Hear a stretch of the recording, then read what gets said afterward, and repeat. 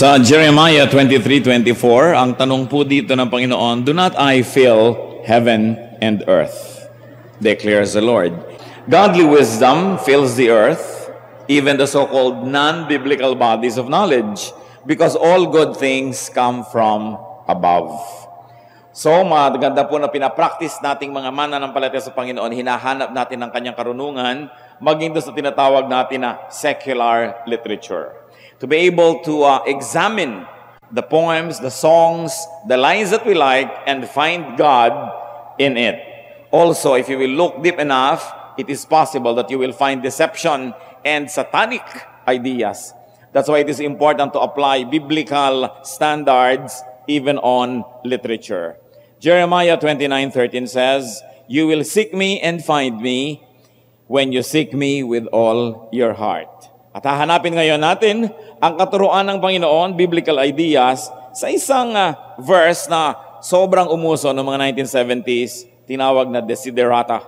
So we will look for biblical counsel in desiderata. Heavenly Father, thank you that your wisdom is embedded in many forms of knowledge. We pray that you will give us eyes to see you wherever you choose to reveal yourself. Give us sensitive spirits to be able to isolate your ideas from ideas that do not come from you, but nevertheless to identify your wisdom wherever it is found. Lead us, teach us, and as we ponder what might be called secular literature today, as we screen it through your word, teach us about you, teach us about godliness, and teach us and give us your wisdom. Father, we pray that you may protect us from lies, from evil, from falsehood, and we pray also for protection from deceptions of evil men and evil spirits. As we are gathered in your presence today, we also ask that you may protect our loved ones who are not with us right now. Let your divine love be the roof over our heads and the walls around us. Lead us, Father. Be the speaker. Teach us. Fill us, O Lord, with your wisdom. Walk in our midst, glorify yourself, strengthen your people. In the name of Jesus our Lord, we pray. Yun pong word na desiderata, sino sa inyo na nung araw ay na-encounter nyo na itong desiderata? Miss your hands. Taasan nyo ng konti.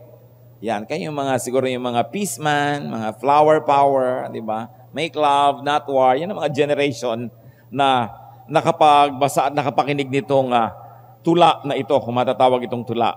Desiderata is a Latin word that means things to be desired. Ang mga kanais-nais, kaibig-ibig sa buhay. And there's a very brief history of that poem. It was written by a man called Max Ernman. He's a poet and a lawyer from Indiana, USA. Sinilang noong 1872 at sumakabilang buhay noong 1945. Around 1959, a group of worshipers in St. Paul's Church in Baltimore, Maryland, used this poem as a part of a collection of a devotional material. Then, it went all over the world at lumabo ng lumabo kung sino ang author. At yung handout na ibinigay po ng church na ito, at the top of that handout was written, Old St. Paul's Church, Baltimore, AC, 1692. Kaya akala nung iba, ang tula ay nakita dito sa simbahang ito noong 1692. Sa katunayan, itong St. Paul's Church was built in 1692.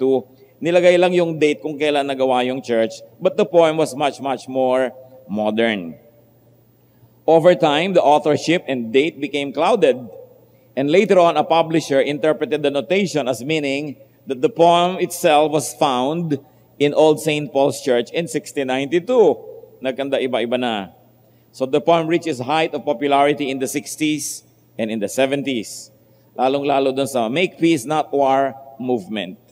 At ito ay napakarami naging mga renditions. At ang challenge sa atin ngayon, hanapin ang godly wisdom dito sa tulang ito. So let's take a look at the poem in its biblical essence. First, we'll attempt to read it, and then we'll go back to it and filter it through Scripture. Desiderata. Go placidly amid the noise and haste, and remember what peace there may be in silence. As far as possible without surrender, be on good terms with all persons. Speak your truth quietly and clearly, and listen to others.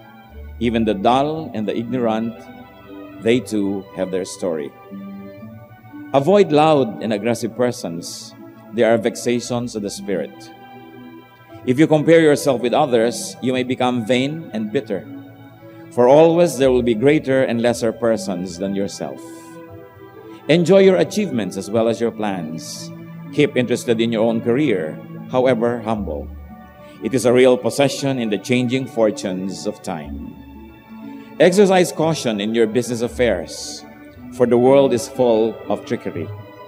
But let this not blind you to what virtue there is.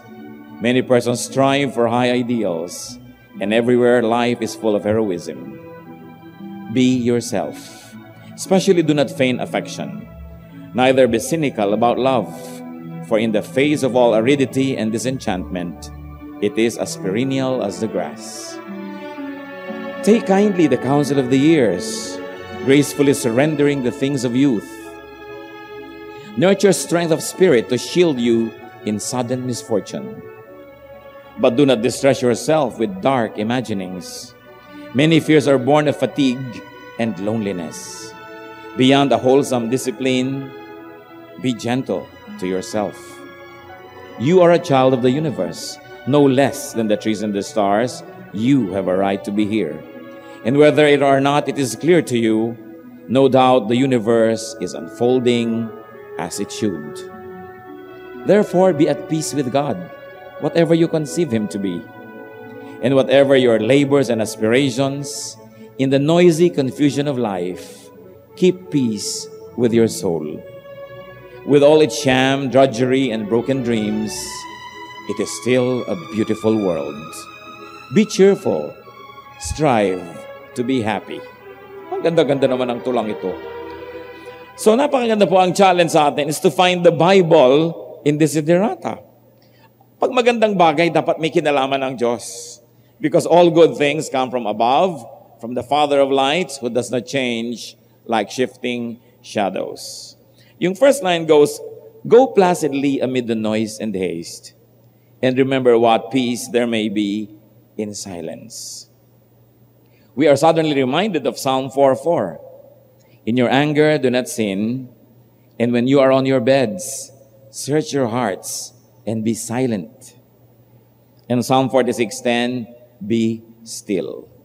Isa daw pong sikreto ng buhay at dapat ating naisin na magkaroon tayo, yung sa kabila ng ingay at gulo ng sanlibutan, tayo ay makapaglakbay ng may kapayapaan. At huwag lilimutin ang halaga ng pananahimik. Napakahalaga po sa buhay natin kung makakaroon tayo ng kapayapaan, kagalakan, meron tayong pananahimik. Na hindi laging pinupuno natin ating tenga ng nadidinig mula sa radyo, mula sa TV. Hindi laging may binabasa o pinapanood. Dahil mahalaga ang pagbubulay-bulay, ang pagninilay-nilay, sabi nga nila, ang pagmumuni-muni. Pag-iisip. Sabi, remember what peace there may be in silence. Kaya kahit na may TV, hindi lagi dapat binubuksan. Nananahimik din tayo. Hindi lagi ang may hawak na binabasa, bagamat mahalaga ang pagbabasa, sapagkat dapat nating balikan yung halaga ng pananahimik. Be still and know that I am God, the Lord says. Kung punong-puno na po yung ating senses ng kung ano-anong bagay, nawawala na tayo ng espasyo para sa Diyos. The poem goes on, as far as possible, without surrender, be on good terms with all persons. Huwag makikipag-away sa mga tao. Hanggat kaya, makipagmabutihan. Titus 3:1-2, remind the people to be ready to do whatever is good, to slander no one, to be peaceable and considerate, and to show true humility toward all men. Kahit isang tao lang, kayang-kayang guluhin ang buhay natin. Kahit isa lang tao, kayang-kayang maglagay ng napakaraming dilubyo sa maghapon nating pamumuhay. Kaya sabi, sikapin na makipagmabutihan sa lahat. Lalong-lalo sa miyembro ng ating pamilya na lagi na po nga nating idinidiin, huwag nakikipag-away sa biyanan, sa manugang, sa kapatid, kasi permanent fixtures of life yan, hindi na iiwasan, nagkikita kayo lagi. So ang marurunong na tao, nakikipagkasundo at sinisikap niya na maging mapagpakumbaba. Speak your truth quietly and clearly. Bakit po marami nag-aaway at nagdedebate kahit tungkol sa Diyos at sa relihiyon? Because they speak their truth, of course, their version of truth, but not quietly and clearly. They shout, they quarrel, kung sinong pinakamalakas sumigaw na nanalo sa tingin nila sa discussion. Pero hindi ito yung nakikita natin dito sa paalala ng desiderata, which Psalm 15, 2 and 5 reflects. He who speaks the truth from his heart will never be shaken. So to speak from the heart. Yung totoo, yung payapa, yung tahimik. Sometimes our most effective speech will have to be silence. Kasi lalo sa mga mag-asawa, kung galit na galit yung isa, sasagutin mo pa ng galit ka rin, wala namang mangyayari eh. Even though you're speaking your truth, but it's not quietly and it's not clearly, you will only quarrel all the more. Sabi nga nila, speech is silver, silence is gold. So napakahalaga no, hindi ka laging gumigiit, hindi ka laging nagsisikap na manalo. At isa pa pong payo, and listen to others. Even the dull and the ignorant, they too have their story. Hindi lang naman yung mga nakapagtapos sa mga formal institutions of learning ang merong dapat nasabihin at dapat pakinggan. Ang lahat ng taong nabubuhay ay may karanasan at may maituturo sa atin. Kuminsan, pag may konti ng kaalaman, ayaw na makinig sa magulang, ayaw na makinig sa matanda dahil mayroon daw edukasyon. Araw-araw ang tao may edukasyon, meron lang ang formal at meron naman na practical education. Karamihan pa ngayon, ang gagaling sa mga subject sa eskwelahan, sa practical na buhay, walang kamuang-muang at walang kaalam-alam. Proverbs 19:20, listen to advice and accept instruction, and in the end, you will be wise. Pag meron pong nagsasalita at merong nakikinig at nag-uwian na sila, ang panalo doon yung nakinig. Yung nagsalita, walang nadagdag sa alam niya. At kung meron pa siyang sinabing mali, na ibisto pa niya na hindi pala siya marunong, sa kasasalita niya tuloy, nalaman na hindi siya marunong. Pero yung nakikinig lang, may iuwi yung karunungan, o kaya hindi naman siya nalaman ng tao na wala pala siyang alam. You know, when you listen and when you're quiet when somebody speaks, people immediately think you're intelligent. So at least even if you were not, people would think you are, and that's better for you. Kasi may makinig ka sa payo.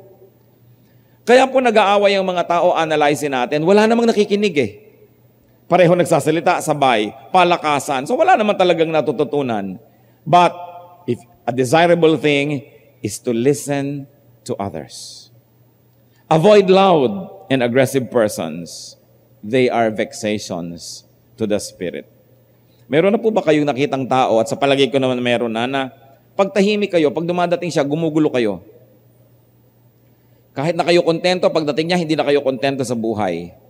Pagka kayo ay nananahimik, pagdating niya, lighalig ang pumapalit sa inyong katahimikan. Sabi, iwasan ang mga taong ito. Proverbs 20:19, avoid a man who talks too much. Pag sobrang madaldal, sobrang malakas magsalita, aggressive ang behavior, iwasan. Iwasan ito. At kung tayo yon, paano tayo iiwas sa sarili? Kailangan magbago ng pamamaraan. Because when we are loud and aggressive, we don't have the time and the chance to learn from others. Lagi na lang tayong nakakapangyari, pero hindi tuloy natin nalalaman ng ibang paraan ng pamumuhay, ibang estilo. Titus 3:9, but avoid foolish controversies and arguments and quarrels, because these are unprofitable and useless. At ang tinutukoy po dito sa Titus 3:9 are religious controversies and arguments and quarrels. Bakit hindi dapat makipagdebate ang isang tao, lalo para sa relihiyon? Dahil yung kausap mo, ang kanyang pangunahing kagustuhang mangyari ay manalo siya. Ayaw niyang mapahiya. May nakikinig, may nanonood. Paano mo siya matuturuan kahit may nasabi ka na sa palagay niya ay tama, magbumukhang talo siya pag nakinig siya. So ang gagawin niya, he will outshout you, he will outsmart you, so that he will be feeding his audience. If you really would like to teach somebody, do it privately. Wala siyang pride na kailangang alagaan at wala siyang dapat audience sa pagpasikatan. Kaya hindi dapat nakikipagdebate ang mga anak ng Diyos. Walang makikinig kasi yung kausap mo ang kanyang gusto manalo. At ikaw din gusto mong manalo. Maaring may sasabihin siyang tama, hindi mo rin papakinggan dahil gusto mo ring makapuntos. So nothing happens. Isa pa po mga kapatid na nakikita ko na napakasama ang epekto sa buhay, yung sinabi sa Desiderata, if you compare yourself with others, you may become vain and bitter. For always there will be greater and lesser persons than yourself. Huwag ihahambing ang sarili sa iba. Pag mahilig po tayong magkumpara ng sarili natin sa iba, either yayabang tayo dahil ikumpara natin doon sa mga mas konti ang katangian, o tayo naman ay biglang malulungkot at madidiscontento dahil na ikukumpara natin ang sarili natin dun sa mas maraming mga katangian. Sabi, laging merong mas marami at mas konti. So huwag ka nalang mag-compare, useless. Ang dapat mong isipin kung ano yung binigay sa ng Panginoon na kakayahan, yun ang iyong palaguin, yun ang iyong pagyamanin. And if you're going to compare yourself with yourself. So gusto nyo tingnan yung performance nyo ngayon sa performance nyo last week, last year. Magandang comparison yun because you will know if you're improving. But don't compare yourself with others. It's a useless enterprise. Kaya napakarami mga tao nasisira ang kanilang personalidad because by comparing themselves with others, they come to a conclusion, a sad one, that they have so much less than what other people enjoy. Sabi nga nung isang sonnet ni Shakespeare, comparing this man's art and this man's scope with what I most enjoy, contented least. Sabi niya, when in disgrace with fortune and men's eyes, I all alone beweep my outcast state. Dahil ikinukumpara niya ang kanyang sarili sa iba, nagluluksa siya tuloy. Dapat sa sarili lang. And when you would like to compare performance, only performance of your own self. Romans 14:12, so then, each of us will give an account of himself to God. You will not account for your neighbor will not account for you. You will give to God an account for yourself. So kailangan ang bantayan po natin yung sarili nating kakayahan, sariling improvement, sariling ikabubuti, sapagkat magsusulit tayo sa Diyos para sa ating personal na ginawa sa buhay na ito. At sa dinami-rami daw po ng mga magagawa, huwag kakalimutan, enjoy your achievements as well as your plans. Keep interested in your own career. However, humble. It is a real possession in the changing fortunes of time. So kung may achievement daw pong ibinigay sa atin ng Panginoon, enjoyin natin. Huwag yung, ang iniintay mo, yung achievement na hindi pa nangyayari.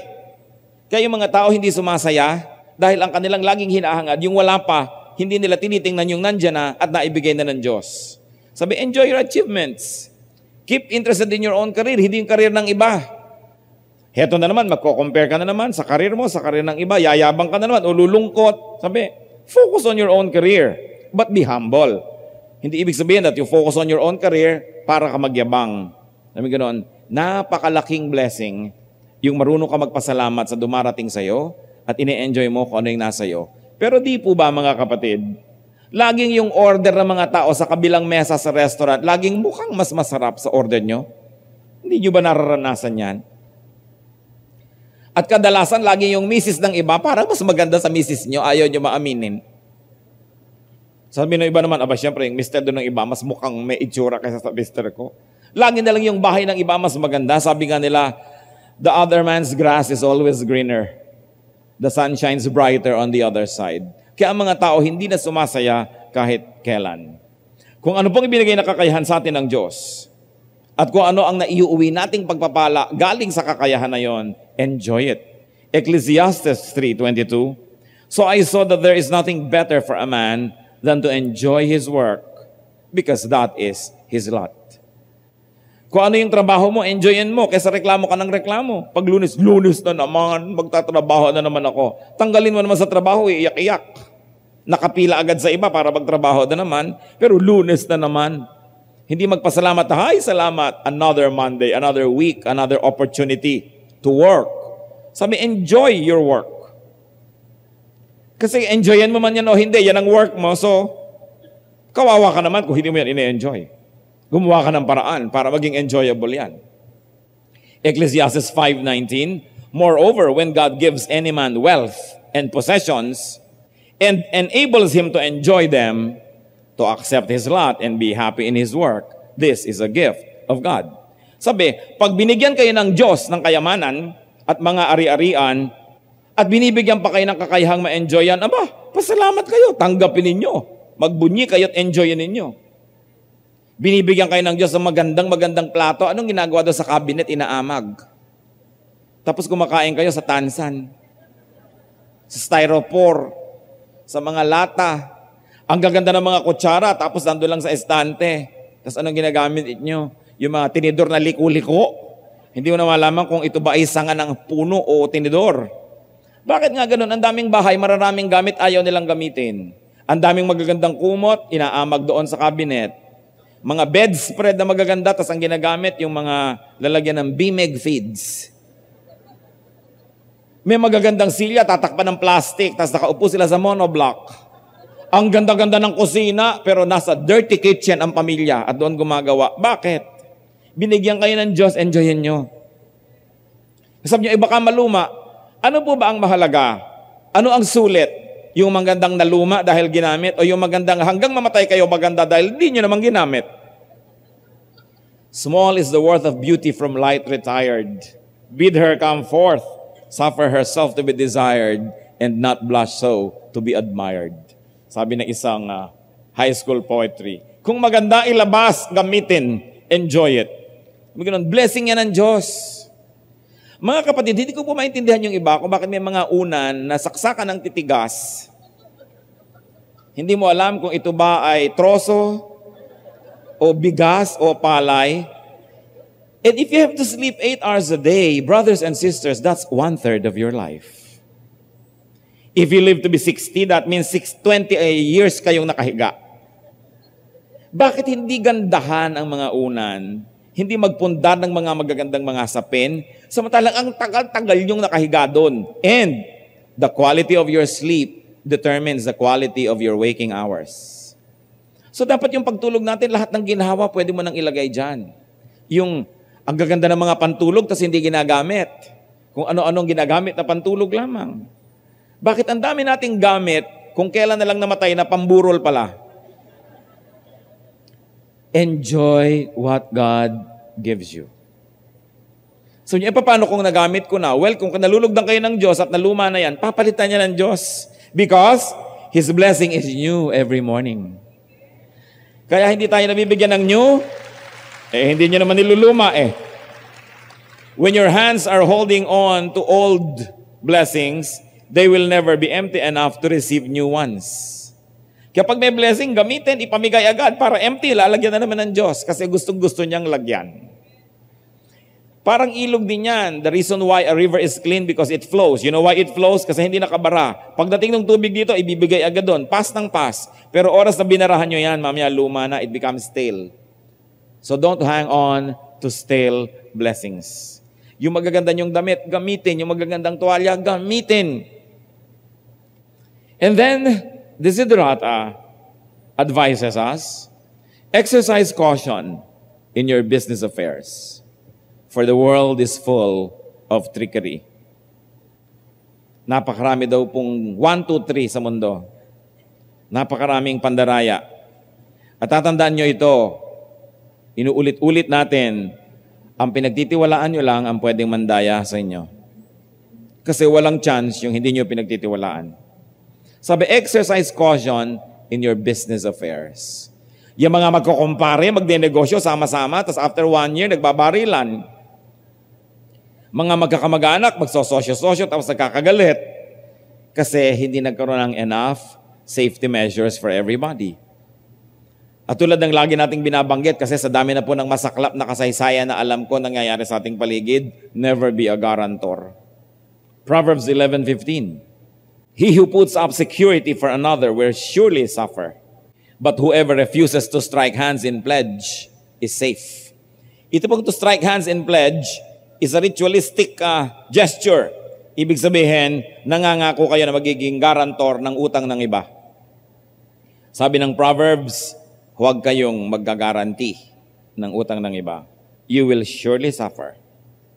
Anong klaseng suffering? Number 1, pag hindi niya binayaran, kayo magbabayad. So may magagalit sa akin magkakagalit din kayo pag hindi na siya nagbabayad. So magkagalit na kayo ngayon, hindi ka pa nawalan.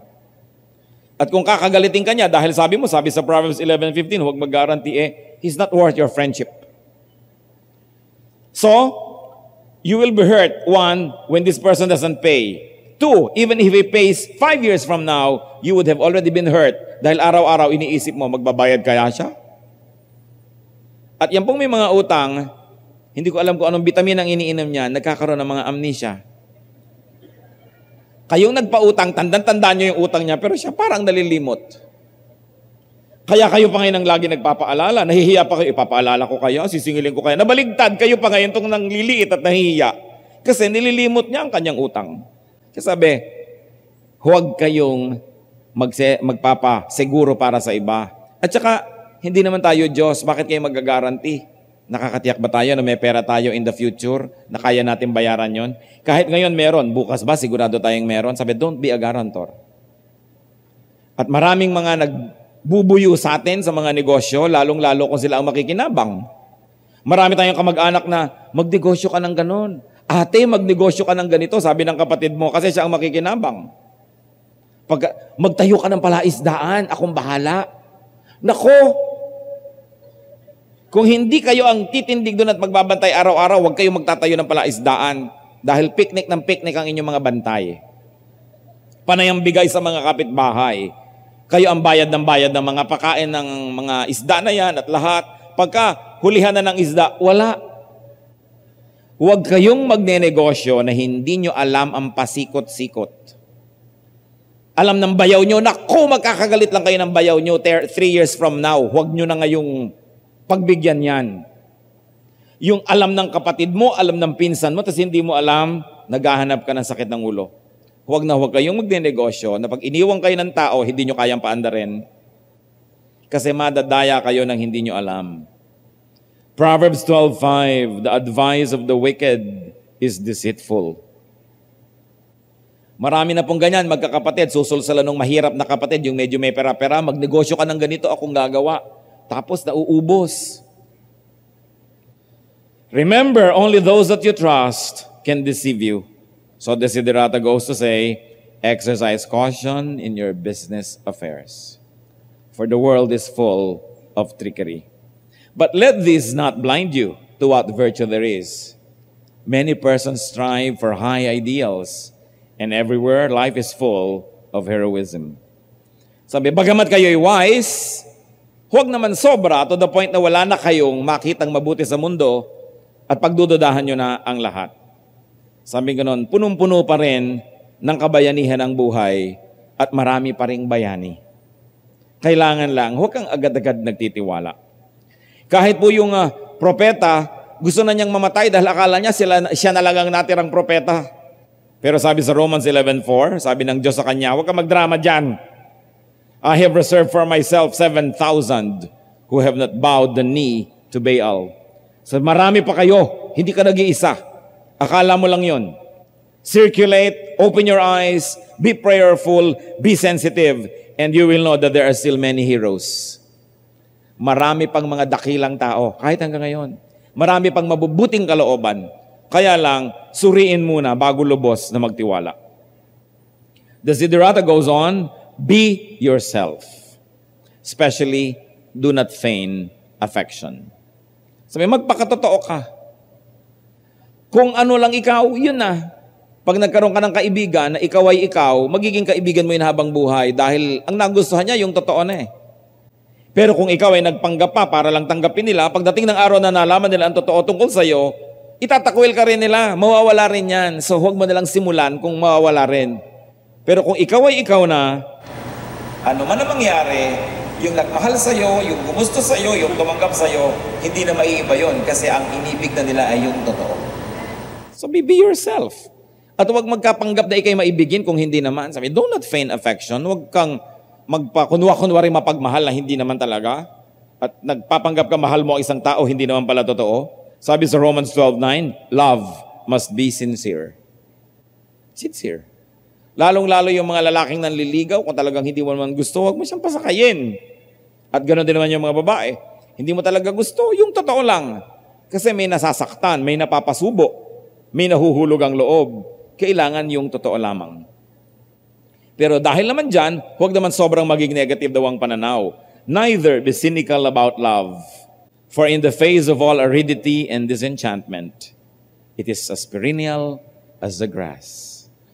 Sabi, huwag kang maging negative about love. Kung minsan kang nabigo, hindi ibig sabihin lagi kang mabibigo. Kung nasaktan ka na nun, hindi ibig sabihin lagi kang masasaktan. Kaya lang, wiser now, but open yourself to possibilities. At maaaring ito ay payo sa mga taong umibig, ngunit nabigo o nasaktan, pero hindi naman ibig sabihin na isasara nyo na inyong pinto sa pag-ibig habang buhay.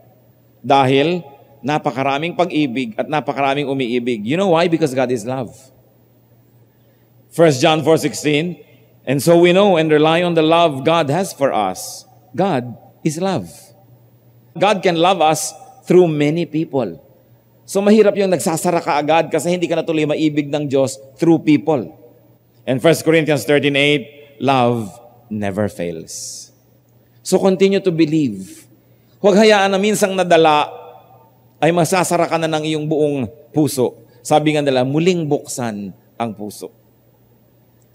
Hindi lahat ng tao ay pare-pareho. Kung merong nanglinlang sa atin ay meron naman sigurong nakalaan para tayo ay pagtapatan at mahalin. Kaya kailangan lang wise, but never be cynical and never be negative about life. Nagkataon lang na yun ang iyong naranasan, pero hindi yun ang lahat-lahat sa buhay. Take kindly the counsel of the years, gracefully surrendering the things of youth.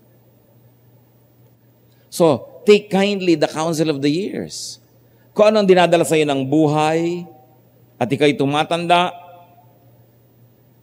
buong ina mong bitawan yung mga dapat nang bitawan dahil hindi na bagay sa edad mo. Pati yung itsura, siyempre maalam namang 70 ka na, tapos mukha kang 20, isipin ng tao, mangkukulam ka. Sabi, ano kaya ang kulam nito? Bakit ganitong itsura niya? So, hindi naman masamang magmukhang matanda ang tao. Basta may pinagkatandaan. Minsan po, when I was in college, I would join mga youth exchanges. And one time, I was in Germany for a youth exchange with German youths. So, we were staying with German families. At minsan, merong reception ang Philippine Embassy sa Bonn. Nasa Bonn pa noon ang Embassy ng Pilipinas.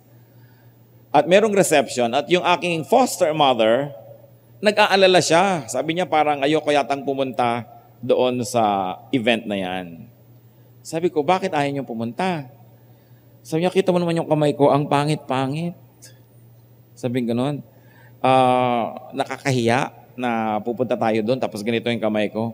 Sabi ko, bakit ba pumangit yung kamay niyo? Pangit nga, pero bakit nga? Kasi, biruin mo lang, dumampa siya sa gera. Kung ano nung pinagkagawa niya ng gera para mabuhay, dalagita siya noon. Pagkatapos nagkaroon siya ng pamilya, 3 anak, nasaksakan ng mga batugan. So, siya lahat ng gumagawa sa bahay, nagluluto, naglalaba. Nagkaganon-ganon ang kamay. Sabi ko, hindi pangit ang kamay niyo. Kasi, kamay yan ng isang napakabuting asawa at napakabuting ina. At hindi ko siya inuuto, I really meant it. Sabi ko, if I found a woman your age who is not wealthy, who is not surrounded by servants, who has raised 3 children and had a husband, at kung pagkaganda-ganda pa rin ang kamay niya, magdududa naman ako kung napaglingkuran niya mabuti ang kanyang pamilya. Liban na lang nagugwante siya at marunong siya talaga mag-ingat. Meron naman ganon. Pero sabi ko, alam nyo, trophy ang kamay na yan. Kasi ipinaglingkod. So, hindi pangit. Ganon din yung pagtanda, hindi naman kailangang takpan lahat yung mga kung ano-anong mga baku-bako sa mukha. Dahil kung yan ay dahil sa problema nyo sa inyong pamilya, sa pagsisikap, hindi yan pangit. One of the most beautiful ladies that I know, pagka-sunburn niya. Dahil alam nyo, meron silang farm. Malaki naman yung farm, 300 hectares. Pero, hindi siya nag-aatubili na pumunta doon, makitulong, magtrabaho, at sunburn na sunburn. Pero ang ganda-ganda niyang tumindig. Ang ganda-ganda niya, hindi dahil lang puting kanlong siya at namumutla. Kasi kitang-kita mo na yung pagkatao niya, yung buhay niya, iginugol niya sa tama, sa maganda, hindi laging nakakubli ng nakakublit, naka-exempt ng naka-exempt sa gagawin dahil baka masira ang kutis. Ngayon, marami naman sa inyo na kahit na ang sisipag nyo, na-maintain nyo pa rin yan, di doble blessing yan. Pero kung hindi man nagkaganon, hindi dapat itinatago yung ganon. So take kindly the counsel of the years. What the years bring to you is a part of you. No?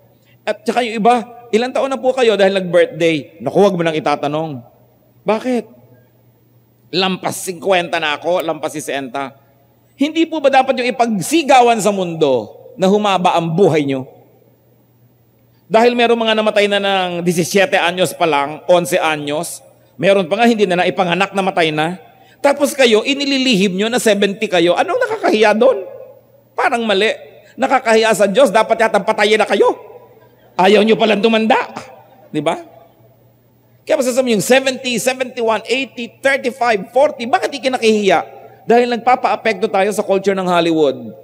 Yung pagsamba sa kabataan. Pero anong kulang sa kabataan? Walang wisdom. Wala kang mapapala. So maganda yung may edad. No? Hindi kailangang laging takpan.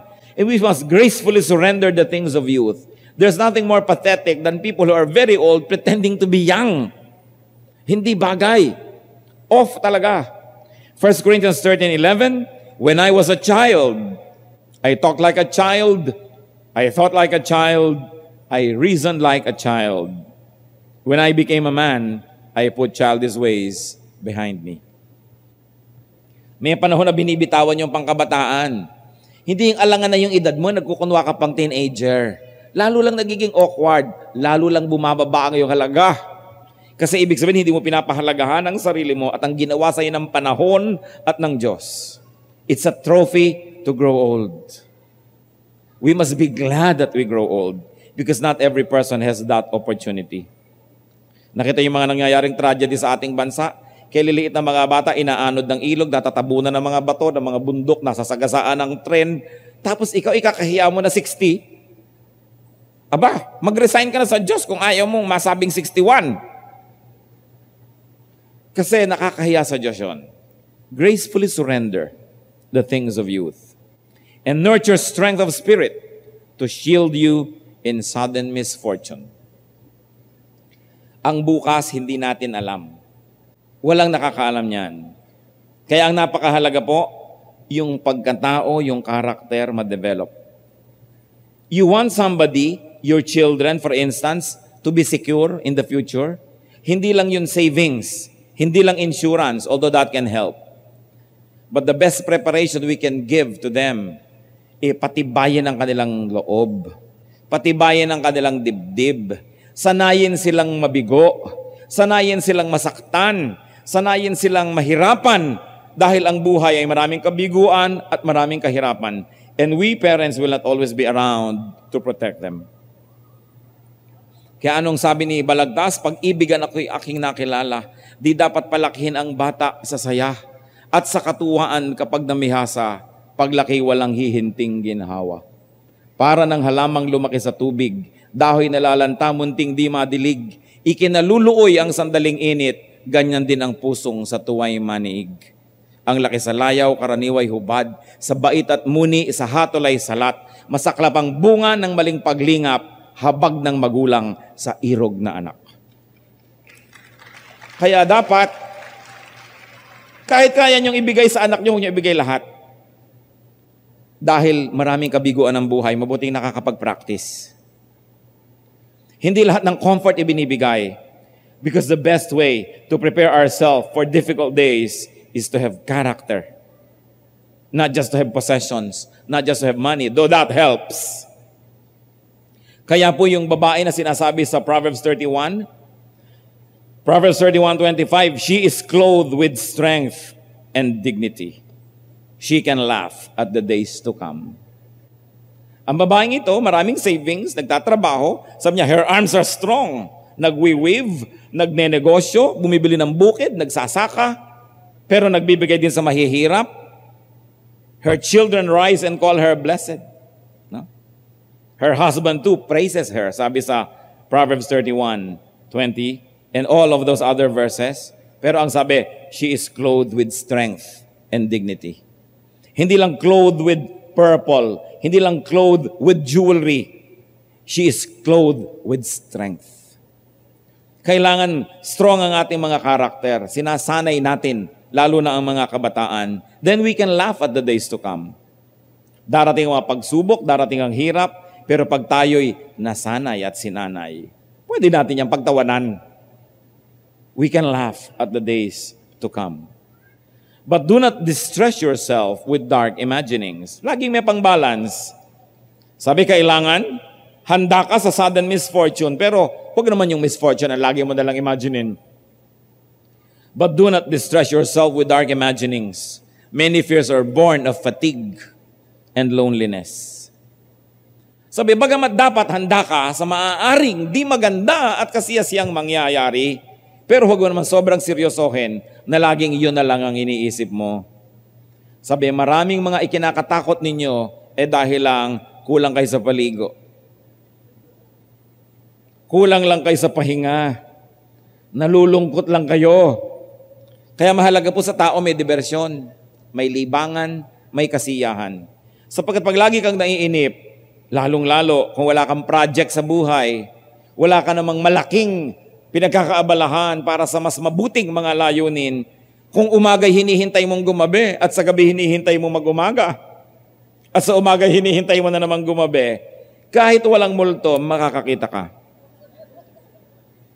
Maiisip mo na ang lahat ng dilubyo at hirap sa buhay, katakutan mo na ang lahat ng sakit na dadapo sa iyo, lahat ng giyera sibil na darating, matatakot ka. Sabi, many fears are born of fatigue and loneliness. Kaya tinuturo ng Diyos, on the seventh day you rest. Hindi ka dapat laging pagod. Pero mga kapatid, yang walang ginagawa ang pinakamalakas makapagod. Kaya kailangan may ginagawa ka talaga, hindi yung lagi ka lang nakatunganga dahil mapapagod ka. At ang pinakamahirap makatulog ay yung laging nakahiga.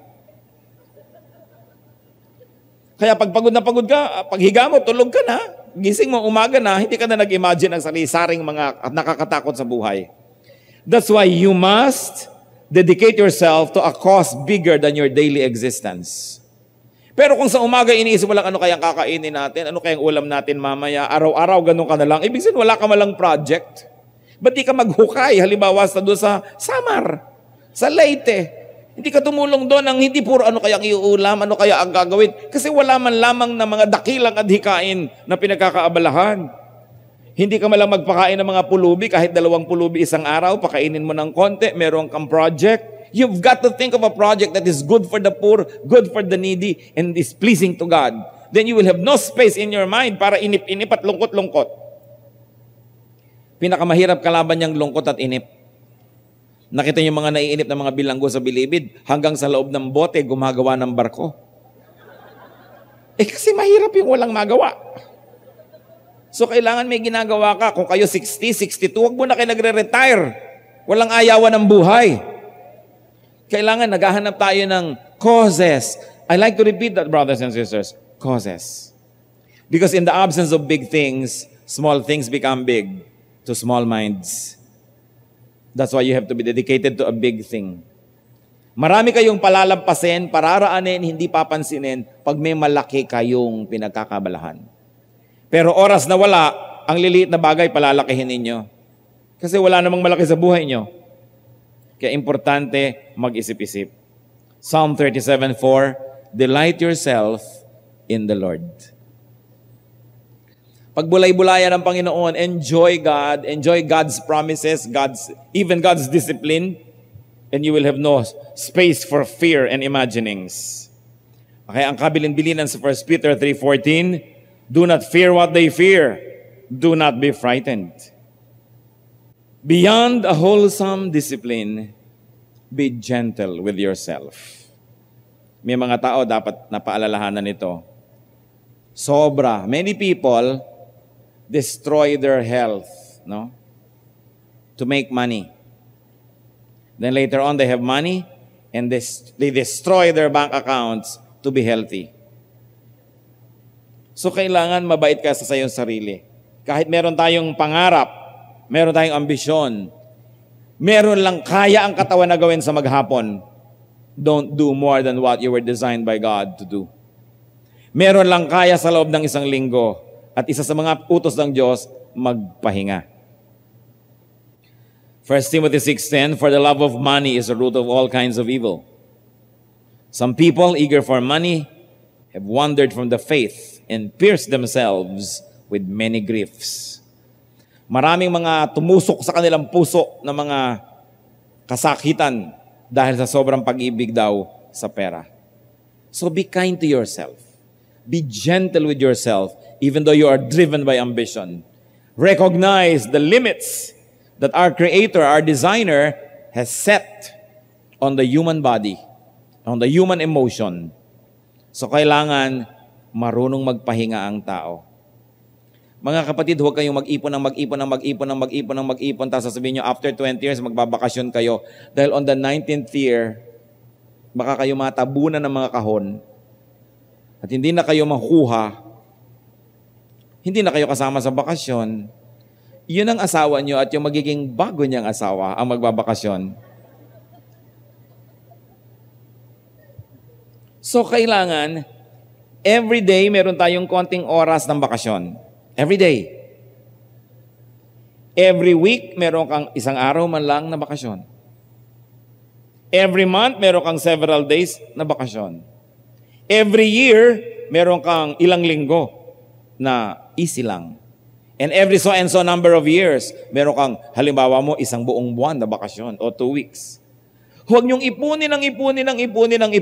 Kasi hirap na kayo, hindi na makaya ng katawan ninyo, baka kayo bumigay. And besides, you do not know what a day may bring forth. You don't know if you'll still be around for that big vacation. So have pockets of happiness, have pockets of pleasure, have pockets of service and goodness and sacrifice all in a day. Live the day as if it's going to be your last because it just might be your last. Para walang pagsisisi. Sabi nga nila, wala pa daw naghihingalong tao na nagsisi na dapat dinagdagan ko pa ang oras ko sa opisina. Dapat nagtrabaho pa ako ng mas marami. Karamihan daw ng naghihingalo ang ipinagsisisi, dapat nahabaan ko pa yung fellowship namin mag-asawa. Dapat nabigyan ko pa ng panahon ng mga bata. Dapat sana napuntahan ko yung gusto nating puntahan. Yan daw mga pinagsisisihan. Kaya matuto na tayo sa kanila, sa maraming mga nauna na. You are a child of the universe, no less than the trees and the stars. You have a right to be here. Kaya huwag kang magpapakamatay. Ang dami mga tao nagpapakamatay. So bakit ka magpapakamatay? Ang asawa ko pinagtaksalan ako. Pinagtaksalan ka na pala, magpapakamatay ka pa. Sobra mo naman pinapadali sa kanya lahat. Kaya kung makakausap niya magpapakamatay, gusto mo bigwasan na isa, magising, papakamatay ka. No? Ano po sabi sa Genesis 1:27-28? So God created man in His own image. In the image of God, He created him. Male and female, He created them. God blessed them and said to them, be fruitful and increase in number. Fill the earth and subdue it. Rule over the fish of the sea and the birds of the air and over every living creature that moves on the ground. Ang taas-taas ng adhikain ng Diyos para sa tao, to govern the planet, to rule. Hindi para maawa sa sarili, paliitin ang sarili. We were created in God's image. Yun lang ang alalahanin mo, igagalang mo na yung sarili. At hindi mo papayagan din na hindi ka ginagalang ng iba. But of course, respect must be earned.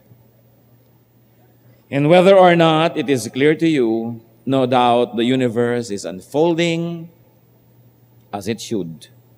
And Genesis 8:22 reflects that reality.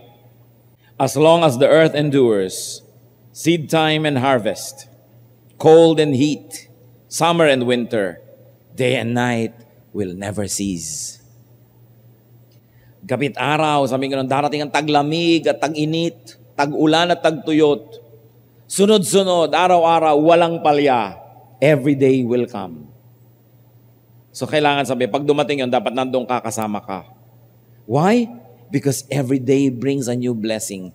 Because the blessing of the Lord is new every morning. Huwag kayong nawawala ng pag-asa kasi kung walang kayong natanggap na blessing ngayon, may bago na naman bukas, meron na namang pag-asa. Dahil bawat araw, ang daming dalang posibilidad para sa atin. Dapat excited ka, ang sarap naman, matutulog ako, tas bukas na naman, bagong blessing na naman, umaga na naman. Lalo't pag nag-alarm na yung clock, umaga na naman. Gusto nyo? Huwag nyo nang marinig ang alarm clock. Pwede rin naman. Naubos na yung baterya, matigas pa rin kayo. Pwede rin. Pasalamat ka, nagising ka. Bakit lagi na lang ang tao mahilig magreklamo? Samantalang dapat nagpapasalamat. Alam nyo, pagka mayroong maingay, nagising kayo, di ba usually magagalit kayo? Magpasalamat ka, ay nagising pa ako, buhay pa ako. Kahit maingay ang mga ito, kasi pwedeng hindi naman ako magising. Di ba yung iba, kinakagat mo na nga sa paa, hindi pa magising?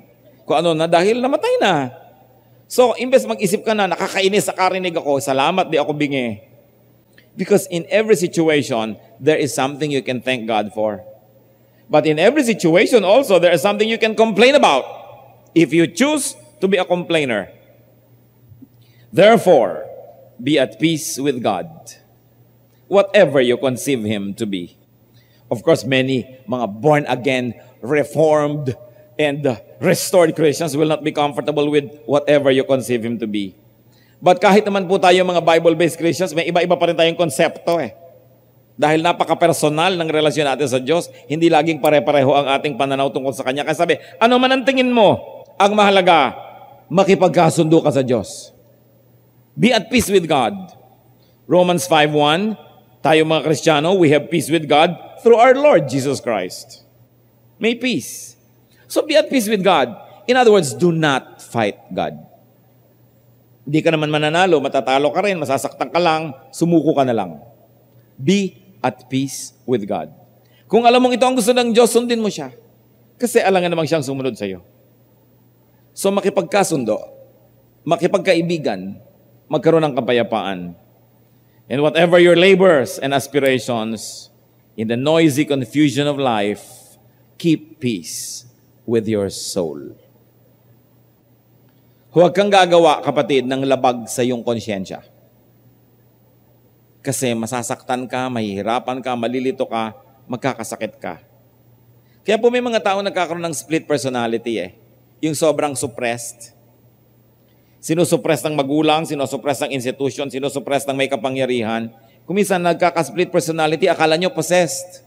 Naiiba yung boses, naiiba yung ginagawa. Kasi yung tunay na siya hindi mailabas-labas, kaya magkakaroon ng sakit, at magkakadalawa-dalawa ang kanyang pagkatao dahil yung kanyang tunay na, yung ipinapakitang pagkatao, hindi pa yun ang totoo.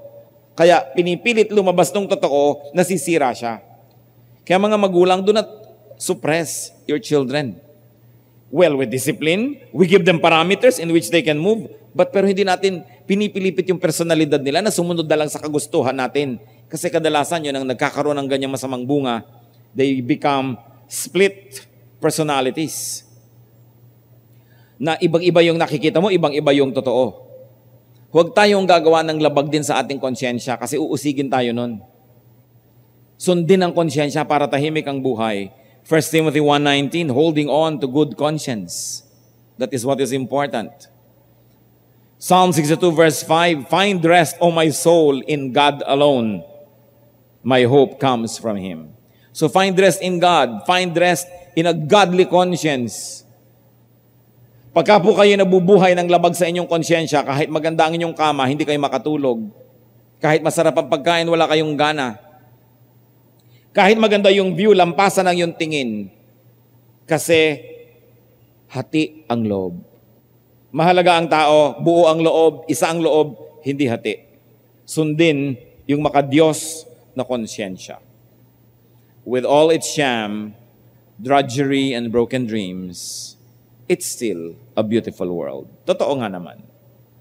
Kahit na maraming kadayaan, maraming mga reklamo, maraming mga gumuhong mga pangarap, masarap pa rin mabuhay.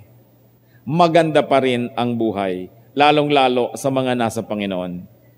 Psalm 39 verse 7, but now, Lord, what do I look for? My hope is in you.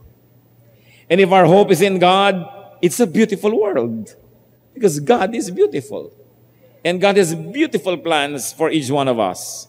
Kung tayo lamang ay susunod at makikiisa sa Kanya. Kahit maraming kalungkutan, kahit maraming nagdaan ng kabiguan.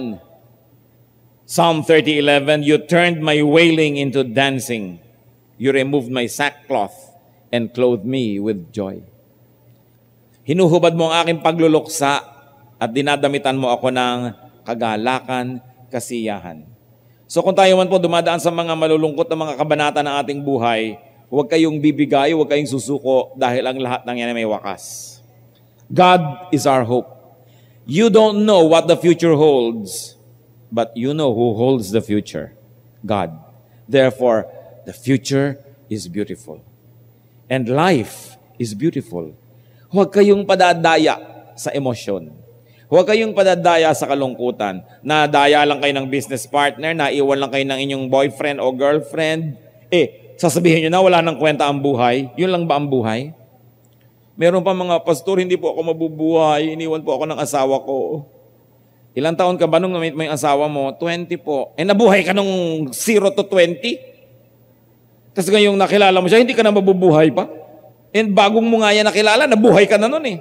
Nung bang hindi mo pa siya kilala, nasarapan ka kumain, opo.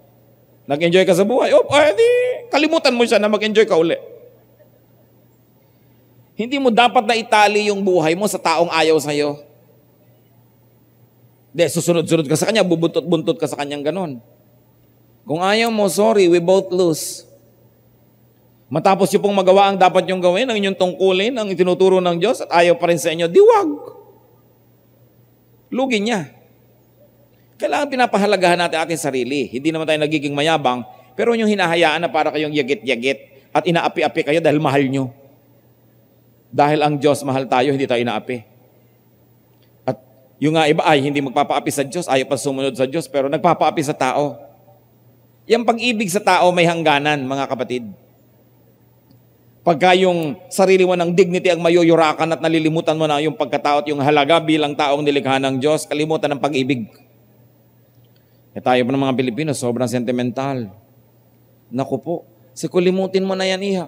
Nahulog na po ang loob ko. Damputin mo yung loob mo. Nahulog na pala eh. Ang dali-dali mo naman kasing mahulog ang loob, binigyan ka lang ng balot. Nahulog na yung loob mo. May nakasulat po kasing I love you doon sa puti. Nako, ganun lang ba yan? Mga kabataan na mga narito pa, huwag kayong agad-agad na umiibig. Ha? Huwag nyo kayo nahuhulog agad ang loob. Titingnan nyo muna.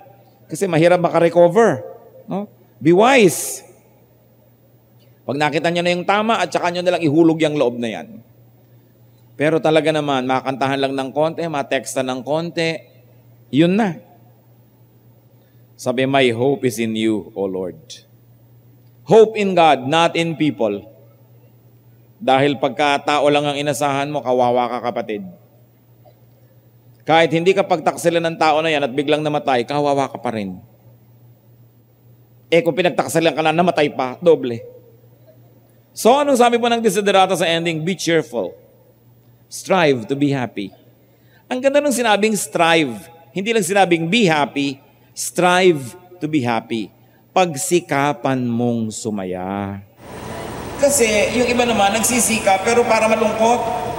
Magpapatagtag ng malungkot. Magbabasa ng malungkot. Didiliman ng ilaw. Magkukulong sa kwarto. Iiyak ng iiyak. Magpapagod na rin lang kayo. Magpagod kayo para sumaya. Sabi, strive to be happy. Ecclesiastes 3 verse 12, sabi ni Solomon, pinakamarunong na taong naglakad sa balat ng lupa. I know that there is nothing better for men than to be happy and do good while they live. So hindi lang yung be happy tas you're doing bad.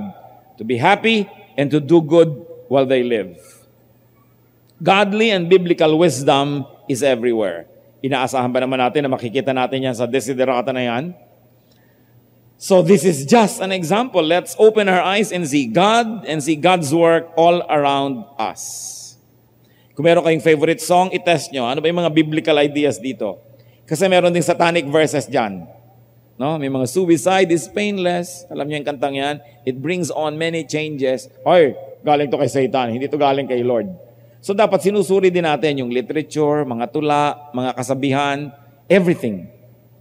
Sa Matthew 24:32 nga, pati sa puno, dapat kang mag-aral eh. Sabi ni Lord, now learn this lesson from the fig tree. Kahit sa puno, makakakuha ka ng mga senyales. So learn the lesson from desiderata, from poetry, from many things, from everything. Sabi sa Bible, seek and you will find.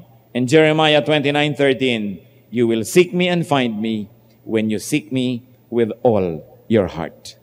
Thank you, O Lord, that we can find your wisdom everywhere. Salamat po na maging sa magandang tula na ito ay nandun ang mga katuruan nyo. Because all good things come from above, we cannot but conclude, O God, that you were the inspiration when this poem was written. Turuan mo rin sana kami, Panginoon, gumawa ng maraming tula, mga kanta, na ipinagdiriwang ang kabutihan nyo at kagandahan nyo para magamit nyo rin para mag-bless sa iba. Turuan nyo po kaming suriin ang mga gusto naming kanta kung ito'y galing sa inyo o sa iba. At kung galing sa inyo, alin doon at bakit.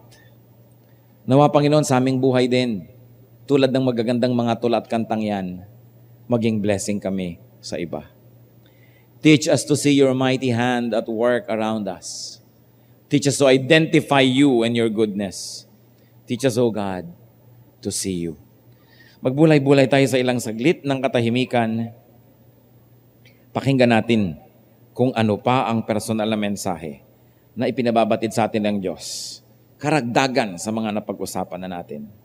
Enjoy God's presence in silence.